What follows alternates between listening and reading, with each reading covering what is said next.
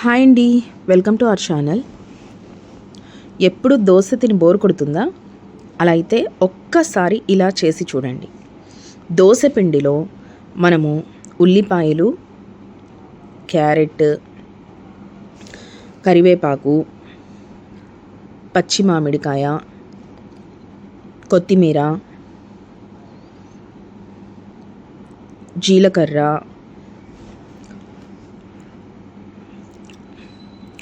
పచ్చిమిర్చి, ఉల్లిపాయలు వేసి మంచిగా అందులో కలిపేసేయండి. కొంచెం ఉప్పు కూడా వేయండి. ఈ బ్యాటర్ని జస్ట్ ఇలా కన్సిస్టెన్సీలో కలిపి ఉంచండి. దాన్ని మనము కొంచెం మందంగా ప్యాన్ని హీట్ చేసుకొని ప్యాన్ మీద కొంచెం మందంగా స్ప్రెడ్ చేయండి. కొంచెం హీట్ అయిన తర్వాత దానిపైన మనం ఒక లిడ్ని పెట్టాలి. ఆ లిడ్ పెట్టడం వల్ల పైన కూడా మనకి ఆ ఆవిరి వల్ల మనకి పైన కూడా కుక్ అవుతుంది. కాబట్టి మనము ఈ ఎప్పుడు దోశలు తిని బోరు కొట్టే వాళ్ళకి ఇది ఒక మంచి టైప్ ఆఫ్ డిష్ అండి. ఒకసారి ట్రై చేసి చూడండి. ఇప్పుడు కొంచెం ఆయిల్ వేసుకోవాలి. వేసుకున్న తర్వాత ఇప్పుడు దీన్ని ఇంకొంచెం సేపు అలా కుక్ చేసి దాన్ని ఫ్లిప్ చేయండి. ఆపోజిట్ సైడ్లో కూడా బాగా కుక్ అవుతుంది. ఒక్కసారి ట్రై చేసి చూడండి.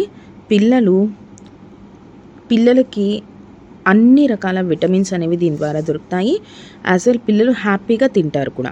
ఇందులో మనం ఏమీ ఎక్కువ యాడ్ చేయాల్సిన అవసరం కూడా లేదు. అంటే ఏమీ చట్నీస్ మీరు ఇష్టం ఉంటే చట్నీస్తో తినొచ్చు, టొమాటో చట్నీ వాటితో, లేకపోతే మామూలుగా అయినా తినేసేయచ్చు.